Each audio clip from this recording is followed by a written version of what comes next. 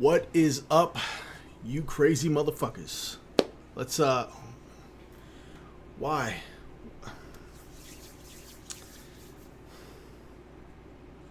Look at that. Look at that text. What is going on here? Boys, what is going on here? I don't know what's going on with our text, and fucking XSplit had an update and it's going crazy now. It doesn't like anything text wise now. I don't know what the fuck's going on. So you like my Vulcan ears? Live long and prosper. So that's right.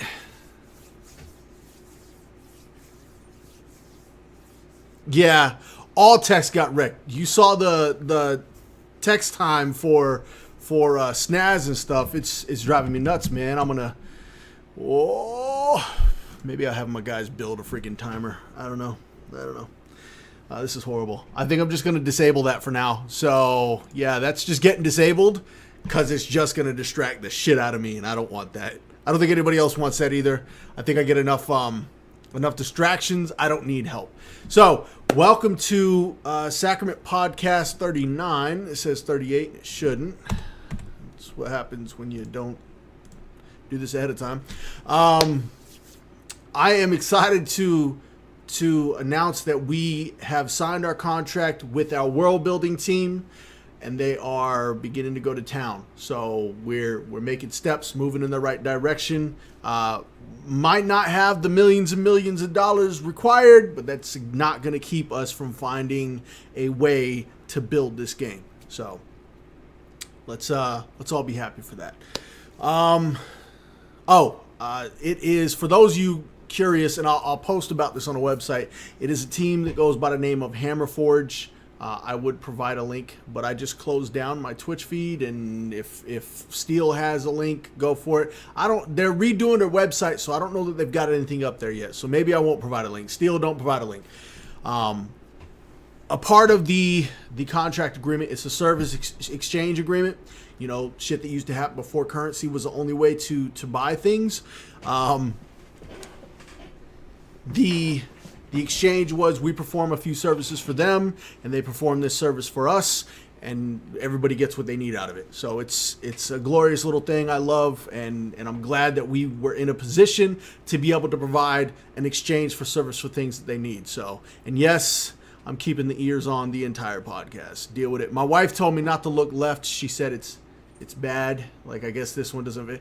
My ears are actually, the bottom's too fat. I told her to slit right here so that we could snug it on, but she didn't want to. She wanted to just keep it the way it was. I guess it hugs the fat part of my ear on the back up here enough to stay on. It's just kind of hanging off there. I don't know if you can see a real Vulcan would just have, the ear like that, but I'm not a real Vulcan, so. All right, anyways, let's move on. So, IR35. Let's talk about the madness here. IR35 covers the Aequalis region, Moon Elves, and the Mount system, and we're going to go in that order, not the order on the screen. So Aequalis Legion. So we've learned a lot about our first two legions, and for those of you that have been here from the beginning or have read through any of the lore, you know that there's 3 legions. There are 7 deities in all 3 legions, and this is the focal point of our PvP faction system, if you will. You choose a deity, and whatever legion that deity belongs to is the legion you fight for when it comes down to the blood and guts of the entire thing. Some players will choose a legion and then pick a deity. Some players will pick a deity without caring what the fuck legion it's in. And some players are just going to pick whatever the hell their friends have picked. So we wanted to give people a little bit more, for the people that are just going where their friends go. We wanted to be able to allow them to go into a legion and still pick a deity that might represent them a little more than what their friends are picking. At first we were going to have it all 21 deities were an all-out brawl, and we realized maybe that's a little too hectic and a little too crazy and not really something we wanted to dive into. So we went with this system. The PvP system is actually all Adora, and it's still there. It's still there. The PvP system was actually Adora and Crave created this entire thing, so love them for it. So the the legions we've got is the Imperium Legion. That's our kind of imperialistic type legion. You know, the more organized, more military structure type legion. Then we've got Tenebris, which is our really chaotic legion. They use war and death and things like that to kind of get people to bring chaos into the war scenario. And then you've got Aequalis Legion, which is kind of our more not peaceful, but more peaceful legion. They're still out there to destroy, but their outlook on their followers is a lot different than the other two legions. The other two legions are all about power and how can we better obtain that power. Where the Aequalis Legion has a little bit more of a symbiotic relationship with the followers. They're not as demanding, so to speak, or as strict, I guess would be the better word, as the other two legions might be on their followers. Now, that's overall. Of course, some deities just do whatever the fuck they're going to do, regardless what legion they're in. So, this is all the information you're going to need about that legion. The head of this legion, oh, man. Yeah, I don't remember. This was, I think I actually wrote this up. Maybe Adora did. I think Adora did the other two, and I wrote this one up. I think she was having a hard time with something else that she had to focus on. So I came in and just kind of copied her layout that she was writing in the other. Let me get rid of that phone. With the other two legions. So I just don't remember what. I mean, I wrote this like a year ago. So it's been reviewed and vetted, just not by me. I don't manage much with stuff like this, so I give it a once over to make sure it's not crazy, and that was a year ago. So it wasn't crazy then. It's not crazy now. So here you go, tons of information about the Legion. Jump in for those peace lovers, tree hugger types, more in tune with nature types. This will be the Legion that you want to jump into. All right, so let's go back over to the Moon Elves. Why are you not? There we go. All right. So the Moon Elves. This is another one. This was actually the first thing that our lore master wrote up, and he wrote this about the same time that I had created our information release strategy, which is what you're seeing. It's the order in which we've released all of this information, the purpose for releasing it in this way, and all that stuff. So when he wrote the Moon Elf lore, he was really adamant. He just wanted to start writing something, and the Moon Elves was at that point in time was something that he really, really loved and wanted to get into. So he made some minor changes from that. Again, that was about a year and a half ago, roughly. And so he made some minor changes in here, but that's nothing too crazy, nothing massive as far as change goes. Just small texture changes to help heighten as we've slowly grown to further understand our game and our people and the psychological environment that they exist in. He felt that it was necessary to add to. So the Mani, often referred to as the Moon Elves, are known for their pale skin and rich Arctic cultures. So these are northern race, like we're talking deep northern. Okay, there's a part of the game, one of the moons you'll learn, the Mani had a massive civilization on this new moon. And it's not something we're shy from talking about. It's not something that I'm not gonna talk about. All the lore, all the information behind why it happened and how it happened and all this stuff will be presented in a series of books and in the game. So, but the Mani were further north than you're gonna actually be able to play in the game, and those that weren't up there had wound up creating a new civilization during the game, so, or shortly before players jump into the atmosphere of the game. So about 1,000, 2,000 years before, there was this huge event that took place that literally shook the world, and the Mani were a massive part of that. And so it's actually led us to discussions on some type of side quest storyline for expansion content to further explore that aspect. We don't feel that area is big enough to create an entire expansion on, so we're not gonna do that. But there's always room for side quest, main storyline, or I guess sub storyline side quests that players love to just spend time getting into and enjoying. And since we're not blasting our game with so many quests, we can do something like that without taking anything away from our game, and it's a beautiful thing. So the Manny is the Moon Elves are a medium race. So they are not a short race, they're not a tall race, they're right smack dab in the middle. They're kind of on a small scale, the medium. And the medium races stand about 5 to, I think it's 6.5 feet is what they are. So they are about 5, for those of you not used to the metric system. Let me verify this real quick. Let's see, centimeters to inches. Or let's go feet. And we'll do, what we got, 150 here. So that's 4'9" to 185 to 6 foot. So it's 5 to 6 feet roughly for the Manny, and that's their general size. So what else we got here? Religion of the Manny, just as in depth as all others.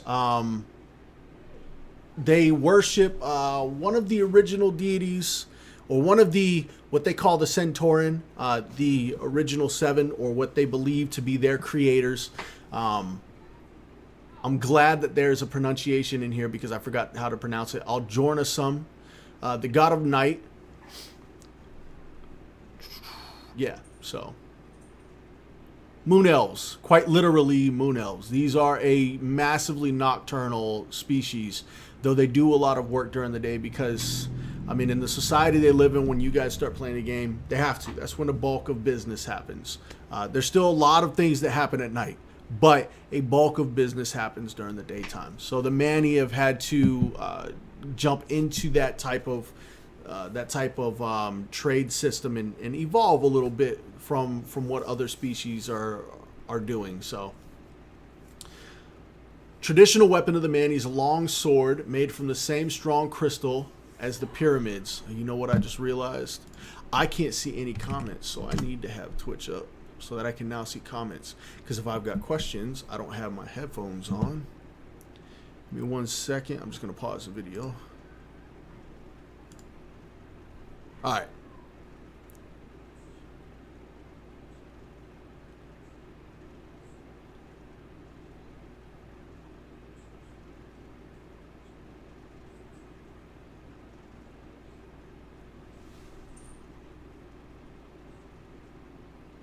All right, so I can read what Adora's writing. She's following up.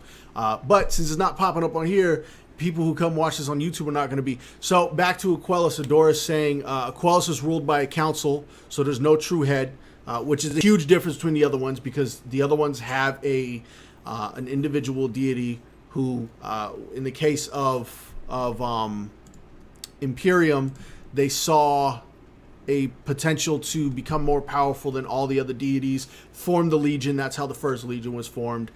Then when it came down to, oh my goodness, the other one, man, help me out here. I don't know. Let's see. I should probably know all the deity names, but there's a lot. Tenebris saw what Imperium was doing.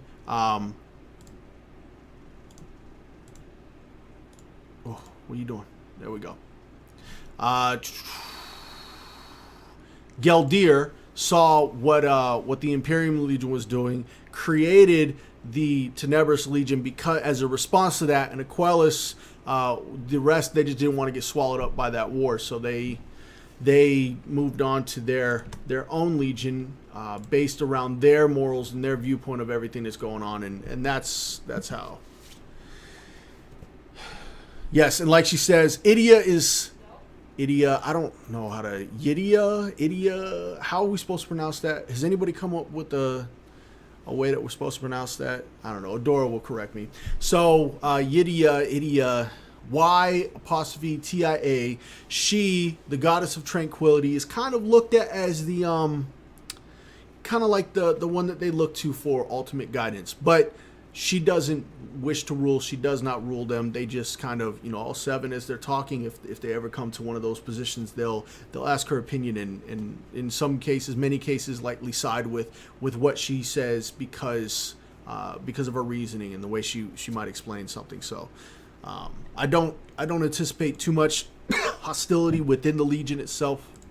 It's not as unstable as say a chaotic Legion would be. So that's a catch up on the chat box that's going on, because the chat box over there is busted. So I gotta flip that camera. I don't know why it does that every time. Anyway, all right, back to the Manny. So yeah, so here you go, Manny. Tons of information on them. Fascinating lore. I want to give a shout out real quick to our lore master. If you watch this, I don't know, I swear, and he doesn't like too much swearing. Actually, I don't think he gives a shit. His wife doesn't like it, but I don't really think he cares. A massive shout out. I got another message today from a friend who was asking about some input on other games, who went over to the site for the first time in a couple of months, and him and his RP buddies absolutely love the lore. So shout out to Dr. Lore. People notice, and I absolutely appreciate that. All right, so let's move on to something I know a lot more about, something I have a little bit more of a hand in, the mount system. And did we still not add? There are elements missing to this that we realized we overlooked. I will go through them, and then we will get them added. This is why I type things up, Adora, like immediately, because I forget.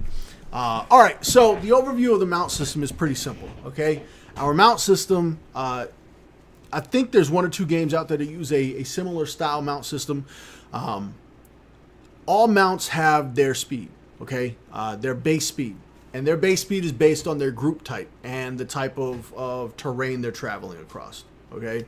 So if, let's say I'm riding a lizard mount. A lizard mount is a land-based creature. Therefore, that lizard mount would be a land-based, its top speed would happen on land, okay? It would be faster than a water-based mount that was trying to move on land, okay? And honestly, if you're utilizing a water-based mount on land, you either really love that mount, you're role-playing, or you don't have anybody who can buff your movement speed, because there's no reason you should be using a water-based mount on land, and vice versa. Don't use a land-based mount on the water. That said, we do have some mounts that are hybrid mounts. Now, they're not top speed compared to a pure water base or a pure land mount, but they move faster than what typical movement speed buffs would get you on land, okay? Now, how do you get the most out of your mount? So let's say I pick up this lizard mount, okay? I'm playing a gnome, so it's a small race. A gnome necromancer, because gnome necromancers are evil little shits. And I'm kind of an evil, not little shit. So I pick up a gnome necromancer, and I get this lizard mount through a quest or however it is that I get the mount, and I start riding it. And its movement speed increase, let's say on land, is 200%. I don't know. I don't know what the numbers are going to be yet. We'll figure all that out. We'll make it fun enough to matter. Important enough to matter. So this movement speed is 200%. But I'm only getting about 110, 120% out of it. Well, that's because my riding skill is not up, and my skill with that particular mount are not up. So the combination of these two skills that I now have to level up increase that mount's effectiveness up to its maximum potential. So I run around with it quite some time, and now I'm able to move around at 200%. Of course, the skill increases are restricted based on your level. You're not going to be able to get 200% at tier 1. I said level, I meant tier. At tier 1, you're not getting up to 200%, but you can get up enough to make a slight difference. I mean, you're not going to outrun enemies or anything, but you're gonna have a little bit more say. If you're a tier 20 raider, your lizard mount is 200%, and you've got a couple other passive bonuses that increase that, so you're hauling ass. And then this brand new raid mount drops. Let's say a dragon mount drops, and it's a dragon mount, probably wound up being a hovering mount. Okay, you'll see the word air on here or flying. We're gonna alter that to specifically be hovering, though we explain it. I don't want anybody jumping on that, because I don't imagine everybody's gonna read through this entire thing. Okay, so the dragon mount, let's say I've got a different hovering mount. All right, a Nimbus Cloud or something.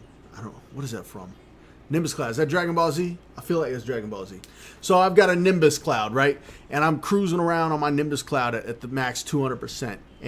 Or floating mounts probably be a little slower, so 180%. And then I get this Dragon mount who's the same type as my Nimbus Cloud, but he's more badass looking, and I really want him. Well, you're going to take a hit. Your riding speed is capped, okay, so you don't have to worry about that, but your speed with your mount, your relationship with your mount is no longer capped. It's a brand new mount, so it starts at 0. So now you have to decide, do I want to use this mount? Do I want to level it up? Or do I want to stick with the one I've already got max? Some players are just going to stick with whatever they got max, but a majority of players are going to go and they're just going to run around and level up their mount speed. Just use it whenever they can and gain levels in it. And the levels, we're not talking about making insane, difficult possibility to level up. It's not going to be anything crazy. It's just enough to make a difference between a new player and... Oh, yeah, the Nimbus 2000. That's where it comes from. All right, Harry Potter. Thank you. Too many damn movies, man. I can't even keep track of them. So, yeah. What the fuck was I saying? So it's meant to make a difference between a player who's been here for a while and a player who's just showed up. To give you a little bit reward for tiering up, to provide you with the capability to make a decision. A huge reason why they all have the same speed if they're in the same categories, because we want players to ride the mount they want to fucking ride. If you've got a mount that you absolutely love and you just so happen to get it from a tier 2 quest, and let's say it's a giant rat, okay, and you're a gnome necromancer and you feel that giant, maybe it's a giant undead rat, and you feel that giant undead rat fits you more than any other mount in the game, no matter how badass they are, and you still collect the mounts, you just only ride the giant rat. We want you to be able to ride the giant rat for indefinitely, okay? We don't want you to feel like you have to upgrade because other people have faster mounts now. We don't want anybody left behind because of their choice on an appearance. Honestly, a mount is really just an appearance item. It gets nothing else. Right now, we're not attaching stats to them. We're not increasing your capability in combat or anything. They're just movement speed. That said, it can be argued that movement can be altered in combat. And that brings a question about mounted combat. And I'll say this, I would love for you to be able to utilize mounts in non-raid type combat. So, oh my goodness. So Adora has a mount she loves. His name is Steve. And from what I tell, she rides him as often as possible. So her mount level's probably far above 200. She's probably hacked the code or something, life hacks. All right, so the type of mounts. As stated, you've got, there's really 4 types of mounts. So you got your water mount, all right? You've got your land mount, what we're calling an air mount, which is just a floating mount. So if you were to jump off of massive cliffs, instead of going straight down on every other mount, you would float a little slower. So kind of like a safe fall kind of scenario here, or feather fall or light fall, or all the different games and the different ways of naming it. It's the same damn thing. So water, land, air, and then hybrid. Okay, and your air mounts will float above the water, but they will not go into the water. So if you want to go into the water, you will have to utilize a different type of mount. If you want to go over, let's say you're in a swampy area and you hate having to switch between land and water mounts, who would actually do that? You hate that your land mount gets bogged down a little bit every time you go into a deep enough puddle that you just so happen to slow down. You pull out an air mount and just float over the whole damn thing. So, all right. And the hybrids are going to be the smooth transition from land to water, but they're not going to be top speed in either category. They'll be below, but they'll be faster than movement speed bonuses, or movement speed buffs can get you.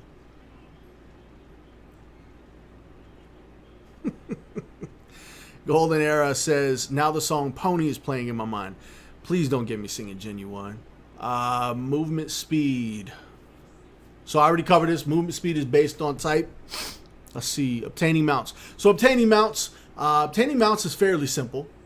In theory, in practice, it's going to change, right? It's not going to be fairly simple.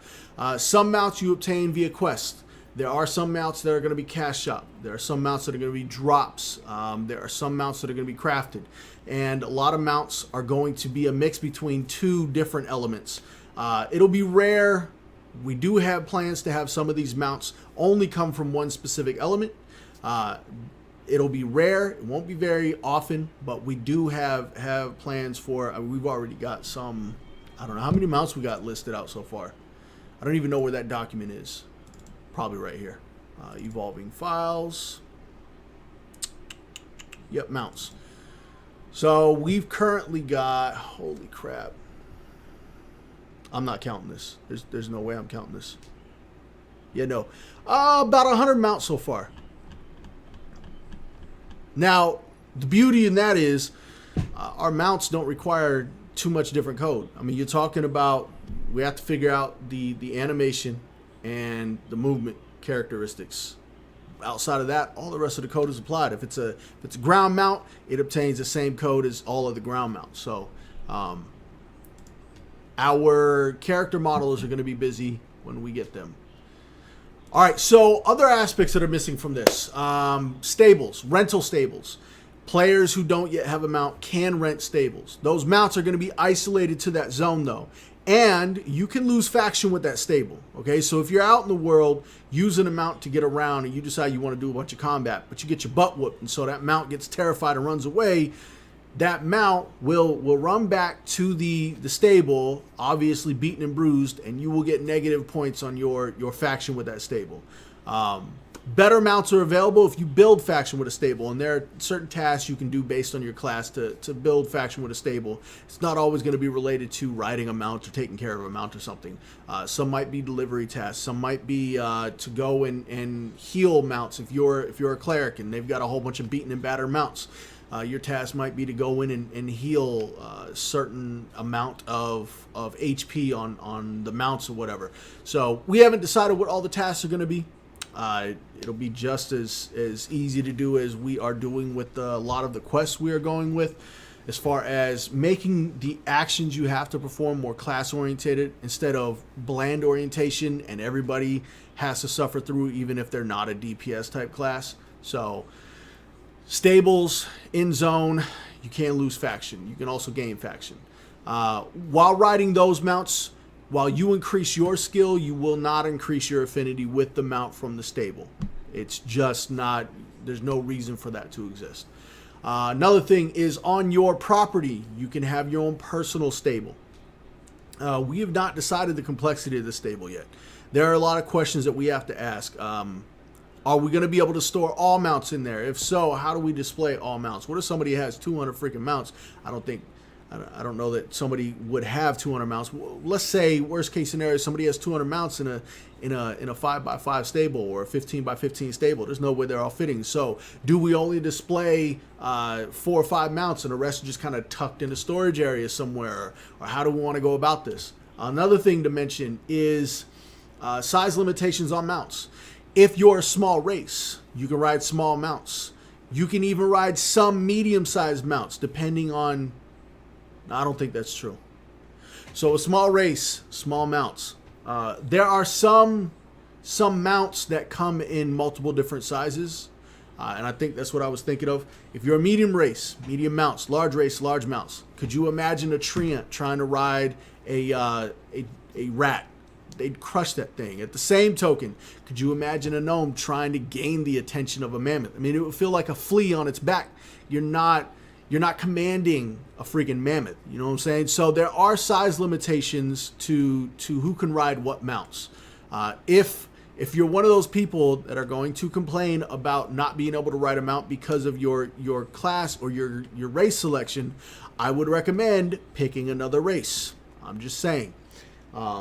Yeah, so that's that. I think did I forget anything over here, Dora? I don't think I forgot anything. Crave, anything?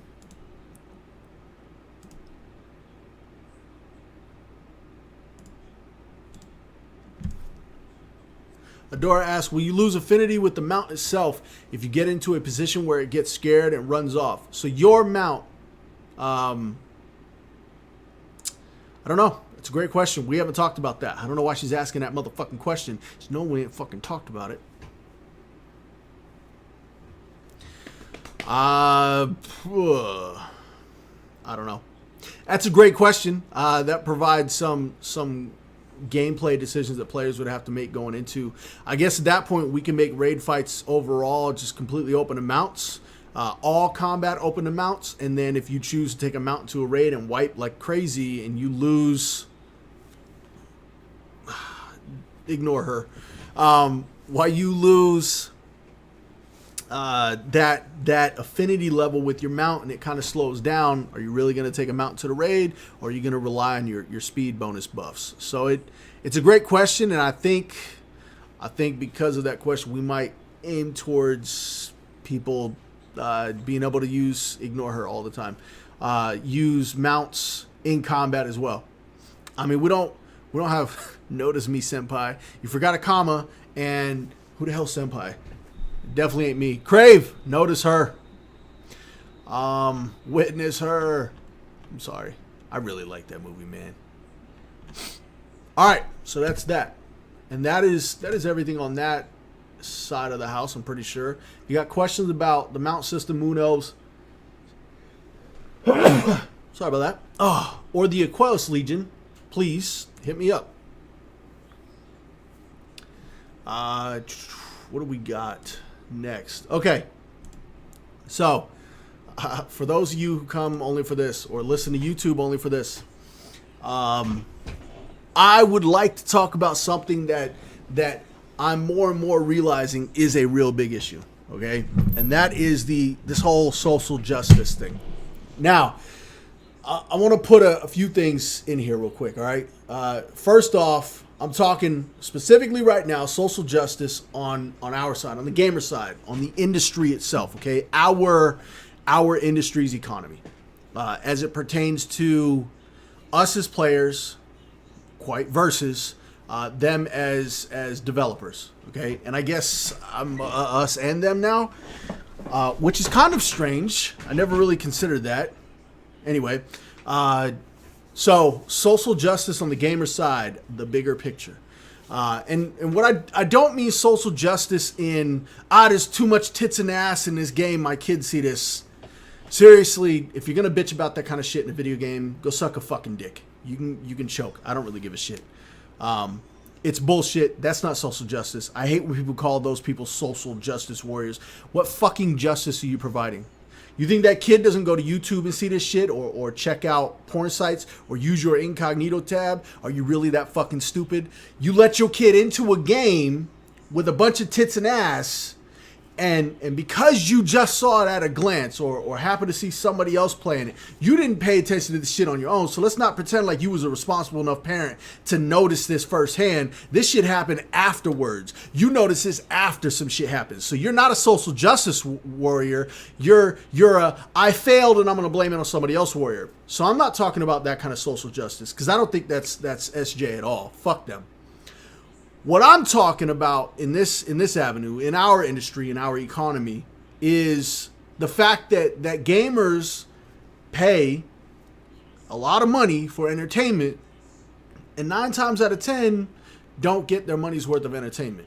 Now, if I owned a car wash, okay, and I went and charged, say, $35, right, for a basic car wash, and you came out the car wash, and the car wasn't clean. There was smudges. There was all kinds of shit that should have been clean. Nothing major, but it wasn't clean. You know what I'd have to do? I would have to either give you a refund, which is more likely, or let you run through my system again. But in our economy, we don't do that. We don't have that demand on them. We don't have that control. We're slowly letting them take it from us. Come on now. Your kids are soon going to be individuals in this economy, and this is really the type of economy you want to hand over to them. I'm promising you, this is not where we want to be going. Okay, now for those that are afraid that, but if we don't buy the games, then who's going to make the games? I'm gonna ask you a question. The gaming industry is worth billions. Billions! Okay? There are 123 million gamers.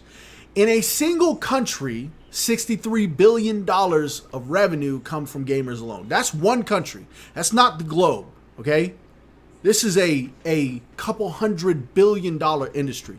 Do you really think developers are just going to let that industry shut down? Do you really think that's going to happen? If we stood up as gamers and said, fuck you, I'm done playing your shit, I'm done fucking with your shit until you can show me quality product, or we went, I'm talking aggressively at them when we bought a game and then it was absolute shit and all we did was bitch online instead of suing for our money back, instead of collectively coming together, right? Because we're not talking about individual lawsuits. We're talking about a class action lawsuit. Fucking tiny ass flies. I hate my cat's food. Class action lawsuits where 1 million gamers come together and sue a company. You think other companies aren't going to notice that? You think they're not going to step up and go right back into quality again? I mean, we're talking about EA Sports in the 90s was one of the greatest video game companies out there. Okay, I don't think anybody didn't know EA Sports. It's in the game. All right, that was a pretty common thing, which means it was in a lot of households, and we didn't have the benefit of the internet or anything like that to network and get this kind of stuff stuck in people's heads. This was shit people just knew while you were hanging out with them at school or hanging out with them at work. For those you older gamers, I'm only 30, so I was in junior high and high school in the 90s, but there was a quality of game expectation there. I mean, every year we were excited about a new Madden game because it got a little better. It wasn't just a new image; it was better. Okay, we were excited about the teams. We were excited about new gameplay capabilities. We were excited about. I remember when they first allowed audibles in that game. Man, that shit blew up. Like, you didn't have to stay with the individual call. I mean, people were setting crazy audibles, just going out there and calling audible. Didn't matter what the play was, calling audible. And if you played split screen, which you had to at that point, you know, your brothers or your dad or something was always looking at your screen to see what play you picked, and you would go out there with an audible setup, and they would have no idea what the hell the play was. So they would pick a defense for the play you picked, but then you run a fullback dive or some shit like the Broncos did this weekend and completely fuck them up. It's not a question, right, of are they not providing quality, because they're not. Let's be blunt. Well, we got 3 games out of 150 that come out that are quality, and let's push all the junior indie devs to the side who have no experience, whatever. I get that. People are going to argue that. We'll get rid of the junior dev stuff, okay?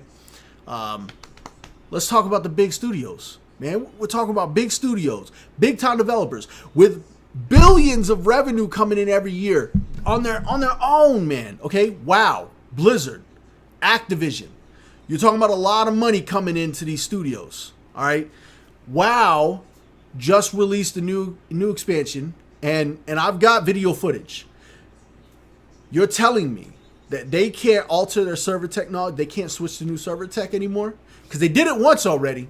For those of you that don't know, they altered their server tech so that you could play on different in-game servers. Okay, so that was an alteration of server tech. That was a change in the way that the servers operated. You're telling me they couldn't go to a cloud server system by now, which is much cheaper than a physical server system. Let me tell you, it grows as you need it, and it shrinks as you don't need it. I mean, it adjusts as you need it. And if you've got a bunch of pre-orders coming in and you're still only building servers for the smallest scenario, why are we allowing this to happen? Why are we as gamers not pissed the fuck off about this? Okay, people are pissed off that Colin Kaepernick sat during a fucking during the national anthem. All right, and I'm not going to get into that. But what I'm saying is, people can be pissed off about what other non-business entities are doing, what people they haven't paid any money into are doing. Why can't people be pissed off about the things that they are paying for? You are investing in your entertainment, okay? Imagine if I told you outside that I could create you an item that made you feel refreshed all the time, and I only sold it for $60. You came pay me $60, and I gave you a fucking hat with the water things attached to it and fans, and it would just spray water on your face and down your body. Would you be happy with that for 60 fucking bucks? Hell no. You would you try to whoop my ass. Okay? You probably jump me, angry mob and shit. And at that point, I don't really think I can fight off 50 people and shit. So you whoop my ass. I'll give you that one. You whoop my ass over that shit. Why don't we whoop these big companies' ass? Because they're big companies? Because we're afraid of them? Because we were taught? Oh, but it's just how it goes now. That's just the industry now. That's how it's always been. Fuck that. It's not how it's always been. In the 80s, the shit almost collapsed until a company pulled its head out its ass and did something absolutely outstanding. And those 3 titles that saved the gaming industry are still to this day 3 of the best fucking titles out there. That's kind of pathetic, man. I mean, let's be honest. And we've got nobody to blame but ourselves. We got to stop blaming them for our inability to stand up to them. They've only got money. I hate to break it to you, but money ain't that. If money was really that important, then how come people are still starving? If money was that important, wouldn't somebody that starved be dead? I mean, honestly, wouldn't they no longer exist? That's what we act like. That's how we think sometimes. We sit here and we say, oh, well, they got all the money, so they got all the power. Fuck that shit. They got all the money, so they want you to think that they've got all the power. But you ever tried throwing money at people? Have you ever tried fighting your way out of a club with money? Because it don't work. I'm telling you right now, it doesn't do shit. It might even piss them off even more. You can't even pay off cops. That's how useless fucking money is. Unless you're absolutely rich. Well, no, that's not true. Because they still don't pay off cops. They pay off the fucking judges. And we're not going to get into that. I'm not trying to be political, okay? I'm really not. I'm trying to question us as gamers, why the fuck we settle for this shit. Because we shouldn't. I should not have to be creating a fucking video game because there's no quality MMOs out there. I shouldn't. I mean, I'm happy to be doing it. I'm excited to be doing it. But we should not be in a state where some random ass guy who spent 8 years in the Marine Corps, 2 years of it overseas, has PTSD, has a fucking degree in accounting, okay? And granted, it's business accounting, it's still accounting, and has never designed a freaking video game in his life, had to design a fucking video game from scratch. Why are not people who are going to college capable of doing this shit? I mean, they go to college to learn this shit. They pay $15,000 a semester to learn how to build video games, but they can't build video games. Why? Why do they get worse and worse? I mean, they really do. Video games get worse and worse. And if you deny it, you're either not paying attention or you're kind of a chicken shit. And by that, I mean you're a coward. I doubt any cowards are showing up to this podcast, to this highly unheard of game, to listen to Lanham's rant. So if you're hearing this, you ain't no damn coward. So what the fuck are we doing? We can't sit here and rely on mainstream media because that don't work. We know how that works. Corporate media, no thank you. Who's the real media? I told a candidate running for state rep yesterday. He wants to bring me on as his strategist because he likes the way I think and shit. And I told him, not my bag. It's not what I do. But you can still win the hearts and minds of the people by focusing on the damn people. And it's the same way here. You win the hearts and minds of gamers by focusing on the gamers instead of the advertisement and instead of the bullshit. And then we get the word out because we talk to each other all the time. In the 90s and the 80s and the 70s, oh my goodness, 70s, man, I can't even begin to imagine. 70s and 80s probably the toughest time for gamers. I mean, games were really going down and you really had no way to communicate, right? You were dependent on magazines to tell you, and you didn't even realize that those magazines were paid reviews, right? That was a conspiracy theorist term. And now we know it's different. Now we know most of those reviews are paid for, okay? Which is why you'll probably never see a good review for this game from a big site. MMORPG.com, any of the other ones, I don't know. I got a list of them. I email them all the damn time. They hate my damn guts because I'm constantly emailing them stuff. But they,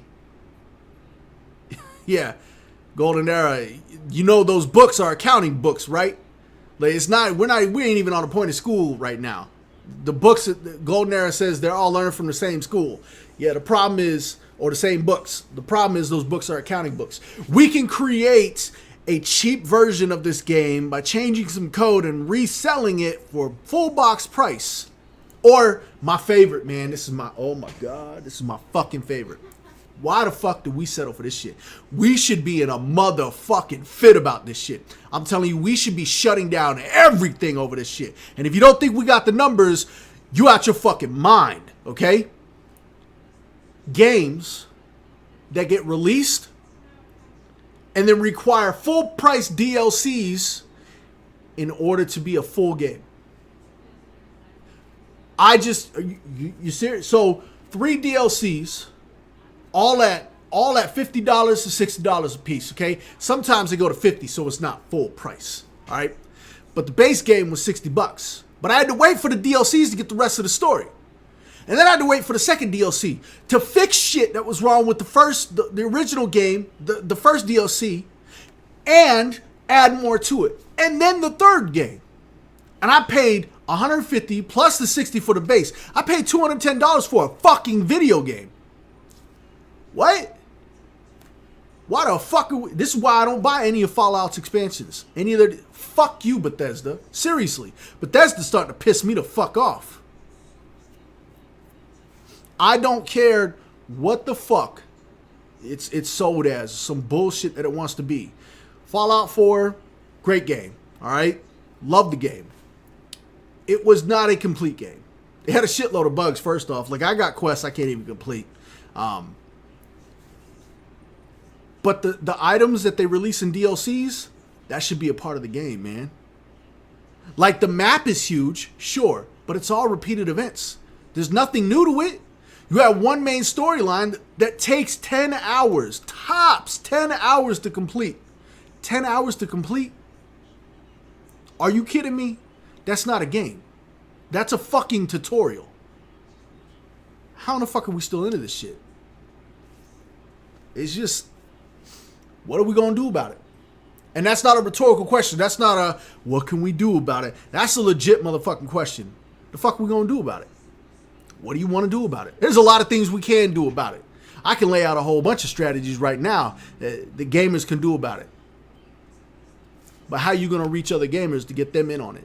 To get them to understand the quality? And to quell them little junior gamers, the new ones coming up who are used to this because they don't know what it was like to have a quality. And that's why we really got to do something about this, right? Because my kids are coming up thinking that this is the norm, that $210 for a fucking video game is absolutely okay. If it comes in small packages, months separated, okay? That's not okay. I don't want my kids growing up thinking that shit. We already, especially here in America, I don't know about the other countries. I don't know about your economies. But our fucking economy is shit. All right? It's fucking atrocious. $210? What the fuck, man? Can we not talk about this? Can we not be active about this shit? Can we not bring control to the industry back to the consumers? Because it used to be a consumer-driven industry. It used to be. Did you know that? This industry used to always be a consumer-driven industry, and that's why it almost collapsed, because they tried to change it once. And now they changed it a little slowly, and we just kind of slept on it.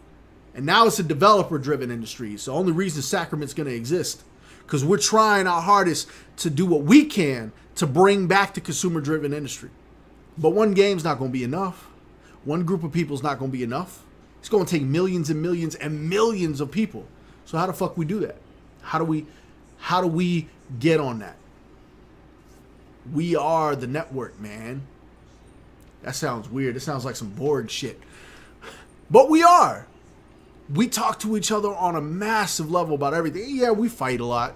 I mean, we're passionate about our fucking games. But honestly, with every game out there, there's not that many that have a blindly loyal fan base. There's only a few. Okay, BGS is a blindly loyal fan base because people waited so long for Fallout 4 to come out. So they were willing to accept anything. And I'm not a Fallout 4 fan. I mean, I kind of am now. It's pretty fucking good. All right. Honestly, it's just Elder Scrolls with a different skin. If I could be blunt about it, there's no difference between that and Elder Scrolls, which isn't a problem because I like the settings for both of them. But I wish there was more than just shooting bad guys in the head and sneak attacking them. That's literally what the entire game is. It's a rinse and fucking repeat. Every time you discover a new area, kill the bad guys, snipe them in the head, wait for them to come around the corner, slice them. Or if you're a brute force guy, pop your fucking meds, go hack and slash on everything and shoot everything in the forehead. It's just a rinse and fucking repeat, man. So what the fuck are we gonna do about it? Are you willing to reach out to your buddies and start the conversation? Because it's gonna be a long conversation. And when I say long conversation, I don't mean it's gonna take you half an hour to have a conversation to convince somebody. I mean it's gonna take 5-6 years to get people to start waking up. Because you got to start putting a seed in their head, and they're gonna be resistant to it at first. They're going to be, okay. It's just the nature. They don't want to be told that what they love is ugly. All right, nobody wants to be told that shit. But what they love could be gorgeous again. So, are you gonna stand up and you're gonna start that seed planting? And you're gonna continue to talk to them for 5 or 6 years as they continue to talk to other people, and then you start branching out, and all of a sudden we go from 15 people in some obscure little fucking site nobody pays attention to 5 million people, to 50 million people, to 100 million people, the majority of the market. That's the only time we can make a change. And it starts with talking. It starts with accepting that it's fucked and willing to want to do something about it. And I'm not trying to raise a banner and rally an army, no shit like that. I'm just food for thought, man. Lanham's rant. That's all that is. Food for thought. I'm always talking to people about this shit, so that's not going to change with me. You can ask Adora, Cray, Brian. We talk about this stuff all the time. We need to start talking to more people. And that's really what it's all about. So, all right. So, no other questions for...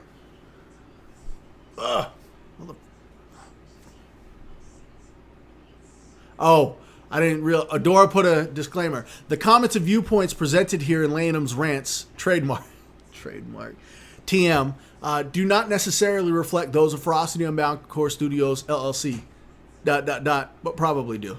I'm going to have to get that disclaimer. We need that disclaimer, Adora, up on the fucking big screen. Honestly, I need that in fucking, like, on an image, so I can put that on a fucking screen, like down in the bottom corner, or maybe in the top there where Check used to be. I miss you, Check.